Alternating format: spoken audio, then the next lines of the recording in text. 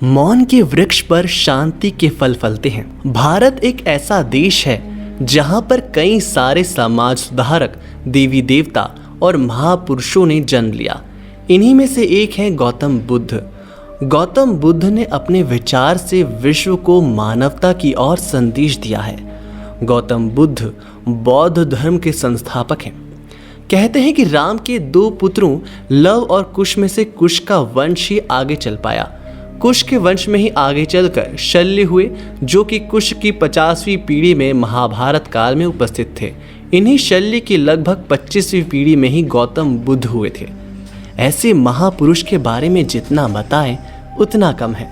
वैसे क्या आपने कभी महसूस किया है कि हम अपनी कितनी ऊर्जा और कितना समय केवल बोलने में व्यर्थ कर देते हैं? अगर हम कम बोलकर ज़्यादा संघर्ष करें और मेहनत करें तो हम किसी भी लक्ष्य को पाने में समर्थ हो सकेंगे।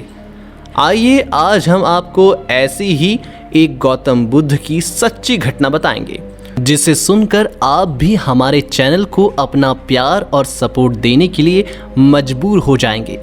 ये वीडियो अंत तक ज़रूर देखिएगा और अगर आप चैनल पर नए हैं तो चैनल को अपना प्यार और सपोर्ट देना मत भूलिएगा। लाइक और सब्सक्राइब करके गौतम बुद्ध दिन के लिए भोजन का एक निवाला लेने के लिए भीख का कटोरा लेकर बाहर जाते थे। जैसे ही वह एक घर के सामने प्रकट होते, घर की महिला कुछ पका हुआ भोजन लेकर बाहर आती और उसे बुद्ध को अर्पित करती। बुद्ध इसे स्वीकार कर महिला को धन्यवाद देकर चले जाते थे। लेकिन एक दिन बुद्ध एक ऐसे गांव से गुजर रहे थे जहां वे पहले कभी नहीं गए थे। उन्होंने एक घर का दरवाजा खटखटाया। इस घर की महिला कटु स्वभाव की थी। एक साधु को अपने दरवाजे पर भीख का कटोरा लिए खड़ा देखकर वह क्रोधित हो गई। वह उसके साथ गाली गलौज करने लगी। आप इसके लिए काम किए बिना खाना खाना चाहते हैं, वह चिल्लाई। बुद्ध उत्तर के बिना खड़े रहे। आप काम करने के लिए काफी फिट दिखते हैं, तुम काम क्यों नहीं करते मूर्ख, वह चिल्ला रही है। महिला बुद्ध को गालियां देती रही, उन्हें नाम से पुकारती रही। बुद्ध बिना किसी प्रतिक्रिया के सुन रहे थे, उनके समाप्त होने की प्रतीक्षा कर रहे थे। अंत में वह अपनी सांस पकड़ने के लिए रुकी। फिर उसने कहा, तुम पत्थर की तरह क्यों खड़े हो, तुम कुछ कहते क्यों नहीं साधु, उसने ताना मारा।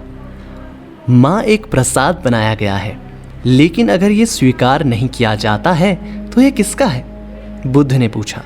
मैं तुम्हें कुछ नहीं देती आलसी साधु, महिला ने अधीरता से कहा।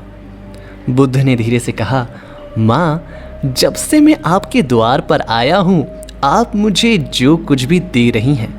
महिला समझदार थी, वह तुरंत जान गई कि साधु उन गालियों का जिक्र कर रहा था जो वह उस पर लगा रही थी। और आपका प्रश्न है, यदि भेंट स्वीकार नहीं की जाती है ये किसका है? बुद्ध ने उसके लिए सजा पूरी की। महिला को संदेश मिला, वह बुद्ध के चरणों में गिर पड़ी। वह अंदर गई और उनके लिए कुछ खाना लाई। बुद्ध ने उसे धन्यवाद दिया और आगे बढ़ गए। अब तो आप मान ही गए होंगे कि मौन के वृक्ष पर शांति के फल फलते हैं, और अगर आप ऐसे फल खाना चाहते हैं तो मौन रहिए और फल खाइए। वैसे दोस्तों, मौन मुख से नहीं मन से होना चाहिए, और जो इंसान मन से मौन ले लेता है वह इंसान सदैव खुश और उसका मन शांत रहता है। लेकिन हमारे इस अशांत जीवन में कई तरह के प्रश्न चलते रहते हैं। जब तक इन प्रश्नों के जवाब नहीं मिल जाते हैं मन को शांति नहीं मिलती है। मन को शांत करने का सबसे अच्छा तरीका है मौन धारण करना। मौन के बहुत सारे फायदे हैं। मन को शांति मिलती है, ऊर्जा की बचत होती है और विचार सकारात्मक रहते हैं। अपने कार्य को कम समय में अच्छे से पूरा कर लेते हैं। फिजूल बात करके ना तो किसी को दुख देते हैं ना तो दुखी होते हैं। जो व्यक्ति शांत रहते हैं उनका सभी सम्मान करते हैं। इस प्रकार मौन रहने के बहुत सारे लाभ और फायदे हैं। जितना ज़रूरी हो उतना ही बोलें। इससे आपके अंदर सीखने या ग्रहण करने की क्षमता बढ़ती है और बुद्धि भी तीव्र होती है। दोस्तों, इस दुनिया में वह इंसान सबसे ज़्यादा सुखी और समृद्ध होता है जो क्रोध आने पर खुद को मौन रख सके। अज्ञान की सबसे बड़ी संपत्ति है मौन, और जब वह इस रहस्य को जान जाता है तब अज्ञान नहीं रहता। अगर आप दूसरों के विचारों पर नियंत्रण पाना चाहते हैं तो सर्वप्रथम अपने विचारों पर कंट्रोल करिए।